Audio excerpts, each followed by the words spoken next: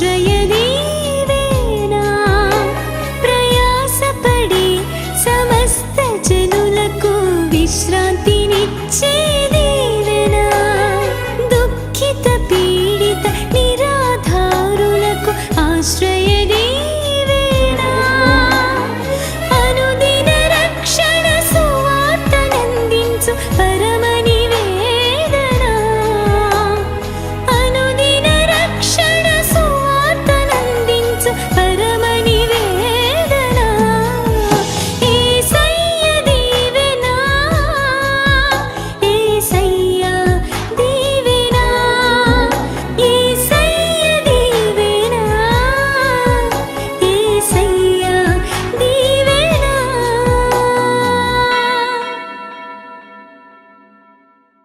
అందరికి వందనాలండి. దేవుడు మనందరినీ ఆశీర్వదించునుగాక. మన ప్రార్థనా యాత్రలు ఎలా ఉండాలంటే జవాబిచ్చేవిగా ఉండాలి. ఆమేన్. మనం ప్రార్థన కొరకు మందిరానికి వస్తున్నామనంటే తప్పక దేవుడు మన ప్రార్థన ఆలకిస్తాడు. స్తోత్రం. హల్లెలూయా. జవాబు పొందే ప్రార్థనలు మనం చేయాలి. ఆమేన్. అలా పరుగులు పెట్టాలి, అలా ఆసక్తితో ఉండాలి.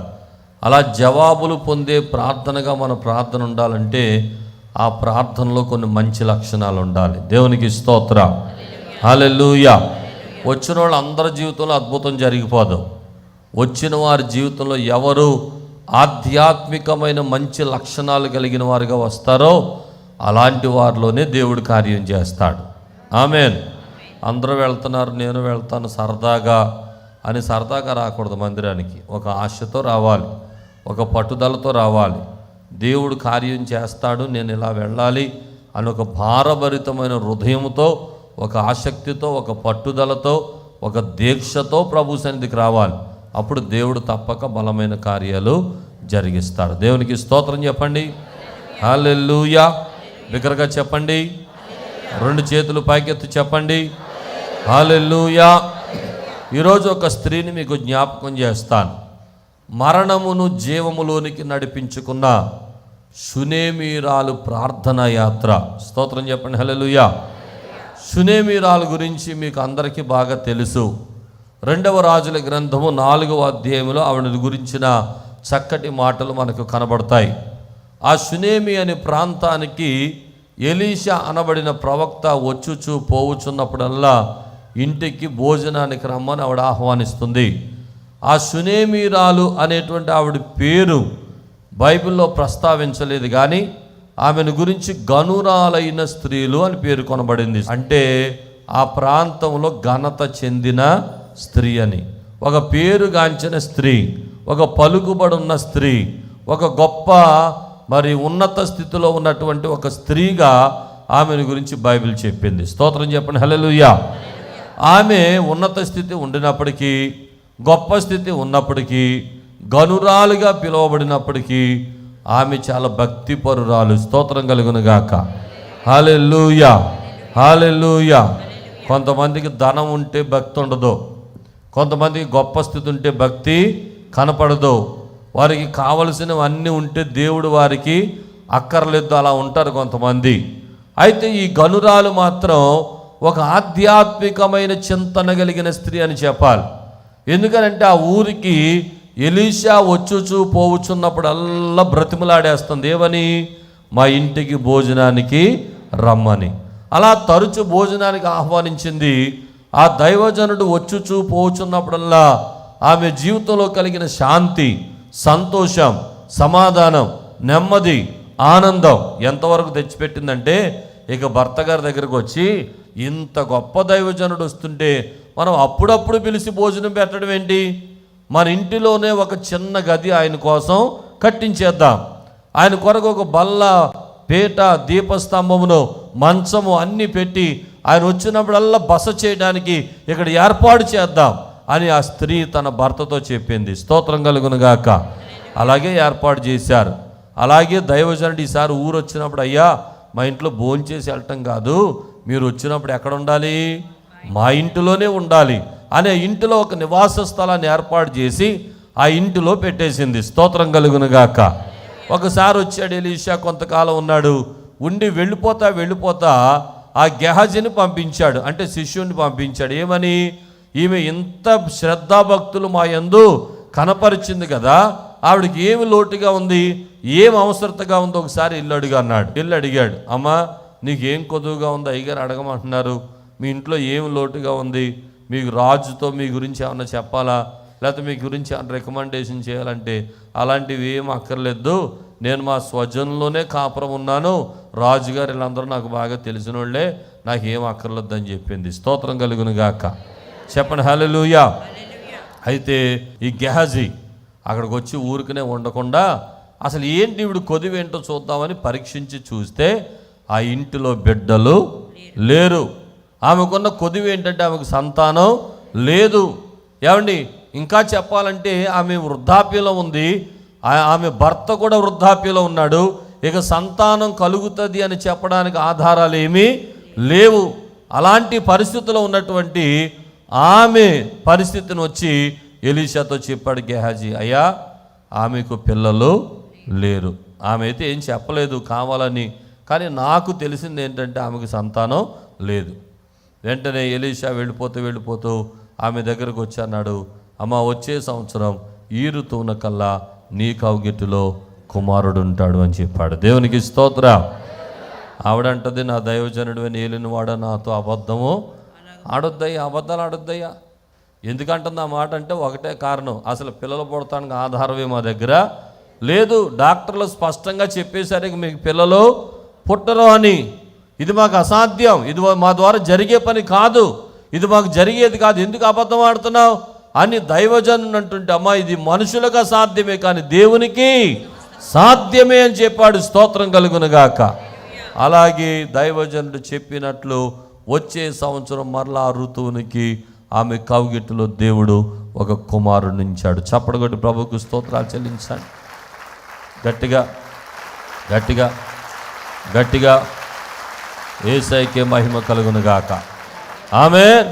ఈ ఉదయకాలంలో చెప్తున్న మాట ఏంటంటే, ఏ ఇంటిలో దేవుని సన్నిధి ఉంటుందో, ఏ ఇంటిలో దేవునికి అవకాశం ఉంటుందో, ఏ ఇంటిలో ప్రభు ఉండడానికి స్థానం ఇస్తారో, ఏ ఇంటిలో దైవజనుడు ఒక ప్రత్యేకమైనటువంటి దేవునికి గుర్తుగా అక్కడ కనబడుతున్నాడు కనుక దేవునికి దైవ కార్యాలకి ఏ ఇంటిలో స్థానం ఉంటుందో, ఆ ఇంటిలో ఉన్న కొదువు ఎంత పెద్దదైనా అది దేవునికి సమస్తము సాధ్యమే. స్తోత్రం చెప్పండి. ఆమెకు డబ్బుతో ఆమె కొదువ తీరలేదు. తీరిందా? ఆవిడ ఏమని పేరు పెట్టారు? గనురాలైన స్త్రీ. గట్టిగా చెప్పండి, గనురాలు. ఆమె ఘనత ఆమెకున్న కొదువును తీర్చిందా? ఆమెకున్న డబ్బు ఆమె కొదువును తీర్చిందా? ఆమెకున్న పేరు పరపతి ఆమెకు సంతానాన్ని ఇచ్చిందా? ఆమెకున్న అసాధ్యమైనది తీర్చిందా? తీర్చలేకపోయింది. కానీ ఎప్పుడైతే దేవుడు ఉండడానికి ఆ ఇంటిలో నివాస స్థలాన్ని ఏర్పాటు చేసిందో, దైవజనులకు ప్రాధాన్యతనిచ్చిందో, ఆధ్యాత్మిక చింతన కలిగిన వ్యక్తిగా ఆమె దేవుని సన్నిధిని ఆమె ఇంటిలో కోరుకుందో, అప్పుడు ఆమె అక్కరతలు తీర్చబడ్డాయి. స్తోత్రం చెప్పండి. మీకు ఎంత ఆస్తి ఉన్నా, ఎంత ఐశ్వర్యం ఉన్నా, ఎంత గొప్ప పేరున్నా, పలుకుబడున్నా, ఎంత జ్ఞానం ఉన్నా, ఎంత తెలివితేటలున్నా, దేవుడు లేకపోతే మీకున్నవన్నీ సున్నా. దేవుడు లేకపోతే మీకు కలిగిన జ్ఞానమంతా సున్నా.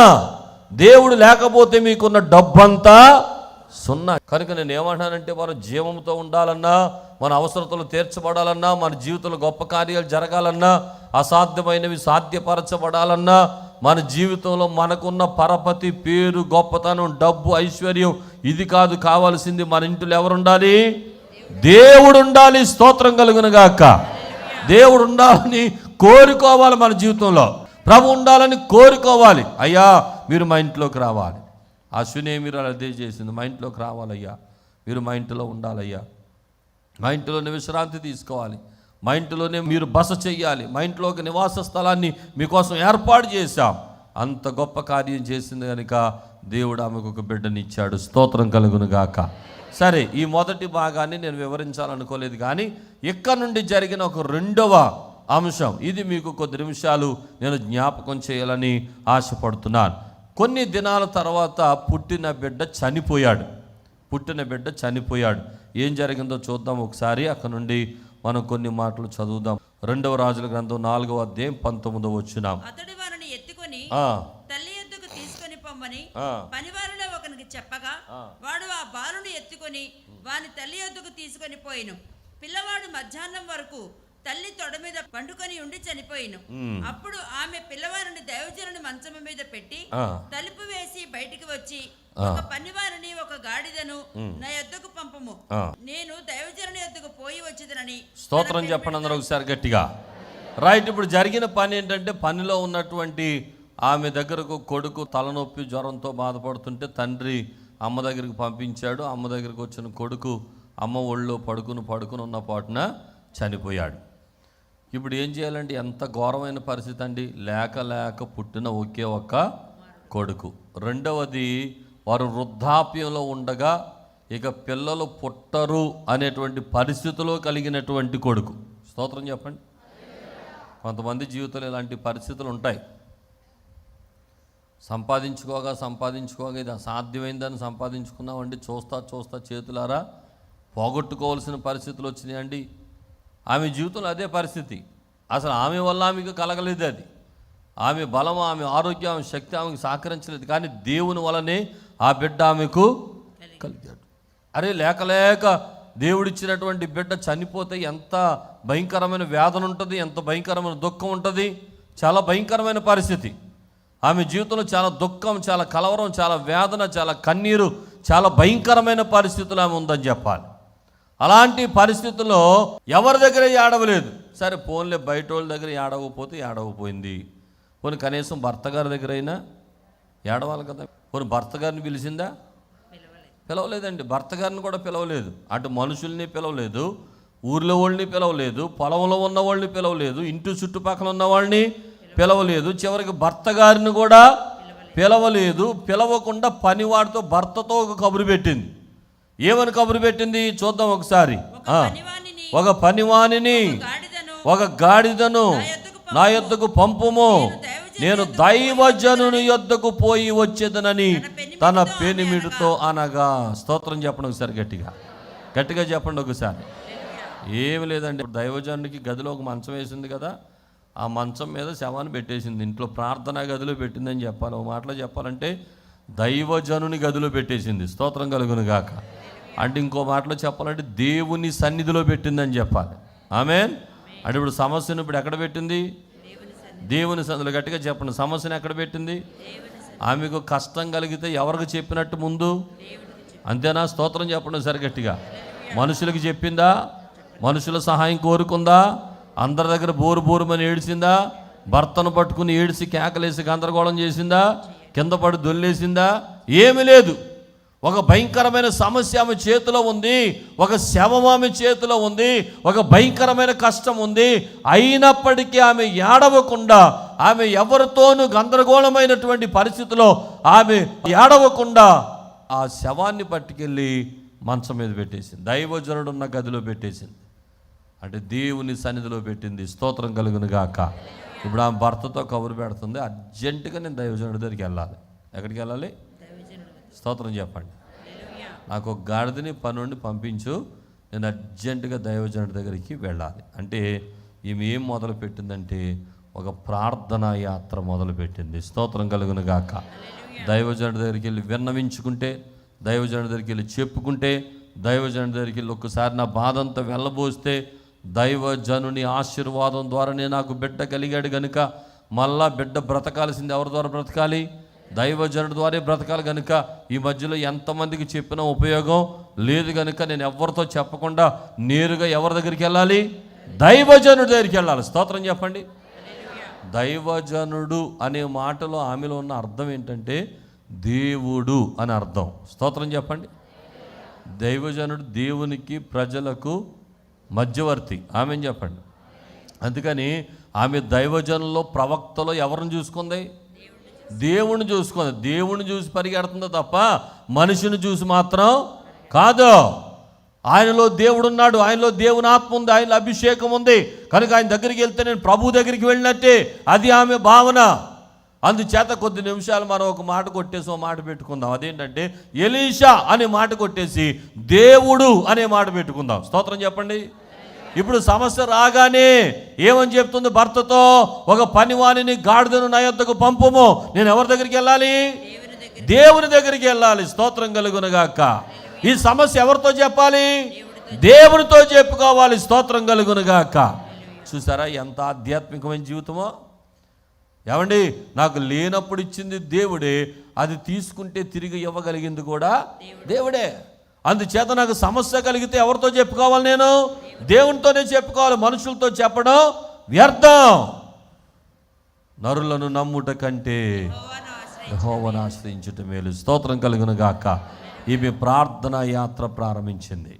ఒక ప్రార్థనా యాత్ర ప్రారంభించింది ఆమె జీవితంలో ఒక నిర్జీవమైన దానికి జీవాన్ని కలిగించడానికి ఆమె చేసిన పని ఏంటంటే ఒక ప్రార్థనా యాత్ర. ఒక ప్రార్థనా యాత్ర.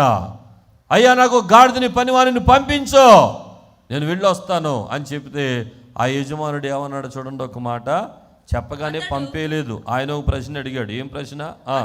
అతడు నేడు అమావాస్య కాదే, విశ్రాంతి దినము కాదే, అతని యొద్దకు ఎందుకు పోవుదు అని. అమావాస్య కాదే, విశ్రాంతి దినం కాదే, ఎందుకు వెళ్తానంటున్నావు? దైవజనుడితో పని ఏంటి? అస్తమానం ఎందుకు వెళ్తానంటున్నావు? ఆమె నేను పోవుట మంచిది అని చెప్పి. చెప్పండి మాట, నేను పోవుట. కొంచెం గట్టిగా చెప్పండి, గట్టిగా చెప్పండి. రైట్. ఈమె ప్రార్థన యాత్రలో ఆమె మొదట చేసింది ఏంటంటే ఏది మంచిదో గ్రహించింది. స్తోత్రం చెప్పండి సరే గట్టిగా. మీరు రాసుకోవాల్సిన మొదటి పాయింట్ ఏంటంటే షూనేమీరాలు ప్రార్థనా యాత్రలో ఏమంటే ఏది మంచిదో గ్రహించింది. చెప్పండి, ఏది మంచిదో గ్రహించింది. ఎక్కడికి వెళ్ళటం మంచిదో గ్రహించింది. స్తోత్రం చెప్పండి. ఒక సమస్య రాగానే మీలోకి రావాల్సిన గ్రహింపు ఏంటో చెప్పనా? ఈ టైంలో నేను ఏం చేయటం మంచిది, అది ఆలోచించాలి. స్తోత్రం చెప్పండి. కొంచెం గట్టిగా చెప్పండి, చేతులెత్తి చెప్పండి. ఏదైనా ఇంట్లో సమస్య వచ్చిందనుకోండి, ఈ సమస్యకి ఇప్పుడు ఎవరి దగ్గరికి వెళ్ళటం మంచిది అది ఆలోచించట్లా. పలానా ఆయన దగ్గరికి వెళ్తే పని అయిపోద్దేమో, ఈవిడ దగ్గరికి వెళ్తే పని అయిపోద్దేమో, అబ్బో మనకు బాగా క్లోజ్ రిలేషన్ చుట్టాలు ఉన్నారు కదా, వాళ్ళని అడిగితే ఇచ్చేస్తారేమో, వీళ్ళని అడిగితే ఇచ్చేస్తారేమో, వాళ్ళ దగ్గరికి వెళ్తే పని అయిపోద్దేమో, వీళ్ళ దగ్గరికి వెళ్తే పని అయిపోద్దేమో. చాలామంది మనుషుల చుట్టూ తిరిగి తిరిగి తిరిగి చెప్పులు అరిగిపోయి, కాళ్ళు అరిగిపోయి, మనసు విసిగిపోయి, ఏమంటే చివరికి వారి ద్వారా పని అవ్వక ఎంత నీరసించిపోయే వాళ్ళు ఉంటారు కొంతమంది. అందుకే నేను చెప్తున్నాను ఒక మాట, ఎవరి దగ్గరికి వెళ్ళటం మంచిది కాదు. శ్రమలో, శోధనలో, కష్టంలో, ఇరుకులో, ఇబ్బందులో ఒకే ఒక్క మంచి పని. ఎవరి దగ్గరికి వెళ్ళటం? దేవుని దగ్గరికి వెళ్ళటం. స్తోత్రం కలుగునుగాక. కాబట్టి ఆమెకు కలిగిన అంత భయంకరమైన శ్రమలో కూడా ఏది మంచిదో గ్రహించింది ఆమె. ఏ పని చేయటం మంచిదో గ్రహించింది. కనుక మీ యొక్క జీవన యాత్రలో కూడా మీకు కూడా ఒక మంచి పని ఎప్పుడు గుర్తుండాలి. అదేంటో తెలుసా? అన్ని వేళలు నాకు దేవుడు మాత్రమే గుర్తుండాలి. అన్ని వేళలు నేను ప్రభు దగ్గరికి మాత్రమే వెళ్ళాలి. ఆయన పాదాలు మాత్రమే పట్టుకోవాలి. ఆయన దగ్గరకు మాత్రమే వెళ్ళి ఆయన శరణు మాత్రమే కోరుకోవాలి. స్తోత్రం కలుగునుగాక. చేతులెత్తి గట్టిగా చెప్పండి, నేను పోవుట మంచిది. చెప్పండి అందరూ ఒకసారి గట్టిగా, కొంచెం గట్టిగా చెప్పండి. బలహీనత కలిగితే నేను దేవుని దగ్గరికి పోవుట, కష్టాలు కలిగితే నేను మందిరానికి వెళ్ళిపోవటం, శ్రమ కలిగితే నేను ప్రభు పాదాలు పట్టుకోవడం, నాకు ఏ భయంకరమైన పరిస్థితి జరిగినా నేను మొట్టమొదట ప్రభు వైపు చూడటమే నాకు ఇది. ఈ భావన అందరికీ రావాలి. స్తోత్రం కలుగునుగాక. ఎవ్వరికి చెప్పకముందే ప్రభువుకి చెప్పేయాలి మనం. ఆమెన్. ఊళ్ళో వాళ్ళు ఎవ్వరికి సమస్య తెలియకముందే ఎవరికి తెలియాలి? దేవునికి తెలియాలి. మనకు వచ్చే శ్రమ శోధన ఊరందరికీ తెలిసిపోద్ది, ప్రభువుకి తప్ప కదా. మనకి వ్యాధి కలిగితే ఊరందరికీ తెలిసిపోతుంది, దేవునికి తప్ప. మన కష్టం కలిగితే అందరి దగ్గర నుండి ఫోన్లు వచ్చేస్తాయి, ఏంటి ఇలాగైందంట, అలాగైందంట, ఇలాగైందంట, అలాగైందంట. కానీ దేవునికి తెలియటం లేదు విషయాలు.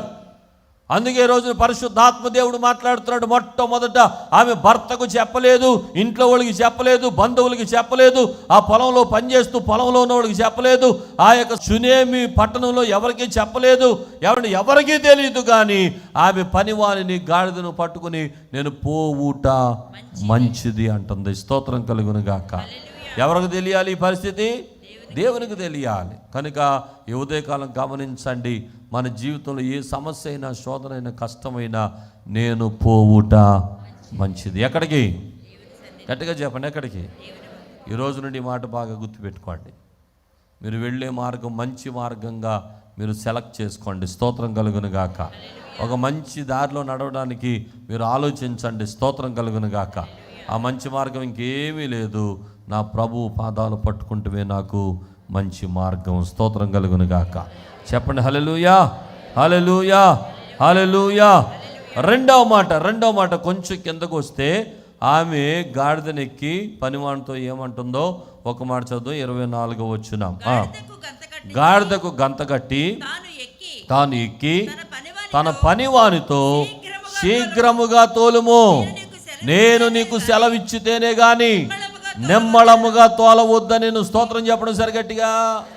అక్కడ వాహనం ఏంటి? అదే ఆడి కారు. అప్పుడు ఆ రోజుల్లో ఆడి కార్లు, ఫార్చునర్ కార్లు ఇవన్నీ ఏంటనుకున్నారు? గాడిదలే. పనివాడే డ్రైవర్, ఆయనే డ్రైవరు, అదే కారు, అంతే. స్తోత్రం చెప్పండి. ఏమంటే ఆ కారు ఎంత స్పీడ్ వెళ్తుంది? 150 వెళ్తుందా? 140 వెళ్తుందా? ఎంత తొక్కినా 10లోనే ఉంటుంది. అది 5, 10. ఆమెకు వేరే వాహనాలు లేవు. అప్పుడు గాడిద ఎక్కడమే. చూడండి ఒక మాట, ఆమె ఎంచుకున్న వాహనం ఒక గాడిద. అది ఎంత స్పీడ్ వెళ్తుందో మన అందరికీ తెలుసు.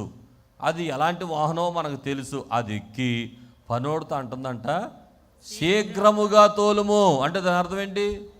ఒరే 150 అట్రా. ఆ వెళ్ళే బండి ఎంత?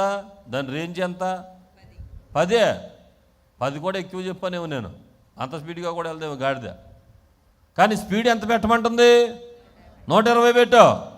100 దాటాలి. అర్థమైందా? స్పీడ్ వెళ్ళాలి. స్లోగా వెళ్తే కుదరదు. ఏమంటే ఆమెలో ఉన్న తీవ్రత, ఆమెలో ఉన్న ఆతృత చూస్తున్నారా మీరు? గమనిస్తున్నారా? గాడిది ఎంత స్పీడ్కి వెళ్ళినా స్పీడ్కి వెళ్దో, ఎంత కొట్టినా స్పీడ్కి వెళ్దో. దాని స్పీడ్ అంతే, స్లోగానే ఉంటుంది. కానీ ఆమెలో ఉన్న ఆతృత ఏంటంటే, మనం వెళుతున్నది సామాన్యమైన స్థలానికి కాదు. మనం ఇప్పుడు దర్శించబోయే వ్యక్తి సామాన్యమైన వ్యక్తి కాదు. అలాంటి వ్యక్తి దగ్గరికి వెళ్తున్నప్పుడు, అలాంటి స్థలం దగ్గరికి వెళ్తున్నప్పుడు స్లోగా వెళ్తే కుదరదు. ఆతృత ఉండాలి, స్పీడ్ ఉండాలి. స్పీడ్గా పరిగెత్తు. స్తోత్రం చెప్పడం సరిగట్టిగా, కొంచెం గట్టిగా చెప్పండి. అద్భుతం పొందాలన్న వాళ్ళందరికీ మనసు ఉండాలి. ఆమేన్ చెప్పండి. దేవుని కార్యాలు చూడాలనుకున్న ప్రతి ఒక్కరికి మనసు ఉండాలి. ఏ మనసు? నేను వెళ్ళేది ప్రభు దగ్గరికి, ఇప్పుడు రాకూడదనే మనసు. స్తోత్రం చెప్పడం సరిగట్టిగా అందరూ స్తోత్రం చెప్పండి. నేను వెళ్ళేది ప్రభు దగ్గరికి కనుక ఎప్పుడు వెళ్ళాలి? ఎలా వెళ్ళాలి? శీఘ్రముగా. చెప్పండి మాట కొంచెం గట్టిగా చెప్పండి, కొంచెం గట్టిగా చెప్పండి, కొంచెం గట్టిగా చెప్పండి. ఎవరు రాకముందు వెళ్ళిపోవాలి. చెప్పండి మాట. అందరికన్నా ముందు వెళ్ళిపోవాలి. స్తోత్రం చెప్పండి. శీఘ్రముగా తోలుమో. చెప్పండి మాట. కొంచెం గట్టిగా చెప్పండి, ఇంకా కొంచెం గట్టిగా చెప్పండి. ఎంత స్పీడ్ వెళ్ళాలండి దేవుని మందిరానికి అంటే ఆషామాషియా? అరే సర్వోన్నతుడైన దేవుని దగ్గరికి వెళ్తున్నాం, సర్వశక్తి కలిగిన దేవుని దగ్గరికి వెళ్తున్నాం, జగత్తుకు పునాది వేసిన దేవుని దగ్గరికి వెళ్తున్నాం, ఈ సర్వలోక నిర్మాణకుడైన ప్రభు దగ్గరికి వెళ్తున్నాం. ఆయన దగ్గరికి వెళ్తున్నప్పుడు ఫ్రెండ్ దగ్గరికి వెళ్ళినట్టు వెళ్తావా?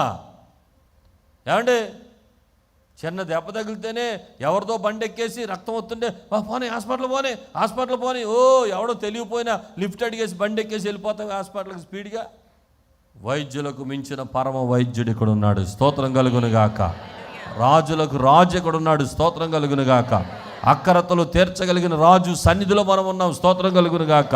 ఈ ప్రభు దగ్గరికి వచ్చినప్పుడు మనసులో ఇంకెంత తొందర ఉండాలి, ఇంకెంత స్పీడ్ ఉండాలండి. అరే ఎప్పుడో లేచి ఎప్పుడో, అలాంటి ప్రభు కాదు మన ప్రభు. మొదటి సమయం ఇచ్చేయాలి దేవునికి. జీవితంలో ఎప్పుడు కూడా ఫస్ట్ ప్లేస్ ప్రభువుకి ఉండాలి. ఎవరికి చెప్పినా చెప్పకపోయినా నా ప్రభువుకి నేను విషయం చెప్పాలి. ఎవరికి అందినా అందకపోయినా ఈ సమాచారం మొట్టమొదటి ఎవరి దగ్గర ఉండాలి? వెళ్ళిపోవాలి, పరిగెత్తాలి. ఆసక్తి విషయంలో మాంద్యులు కాక ఆత్మయందు తీవ్రత ఉండాలి. స్తోత్రం చెప్పండి. అలా దేవుని మందిరానికి ముందు పరుగులు పెట్టుకుంటూ ఆసక్తితో వచ్చేవారు ఎవ్వరిని దేవుడు విడిచిపెట్టాడు. స్తోత్రం చెప్పండి. హల్లెలూయా.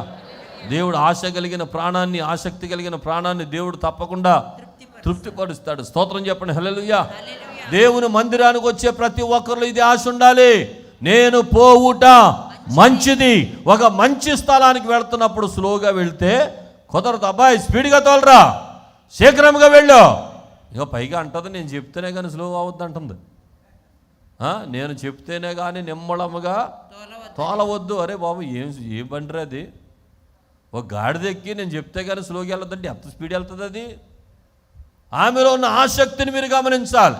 ఆమె ఎక్కింది గాడిద అయినప్పటికీ ఆమెలో ఒక తొందర ఉంది. అదేంటంటే, ఒక పెద్ద కార్యం కోసం నేను ఒక గొప్ప దైవజనుని కలవడానికి ఒక దేవుని సన్నిధికి వెళ్తున్నాను కనుక దేవుని సన్నిధికి వెళ్ళేటప్పుడు ఈదురోమంట స్లోకి వెళ్తే కుదరదు సోదరుడా, టయానికి వచ్చేయాలి. స్తోత్రం కలుగునుగా.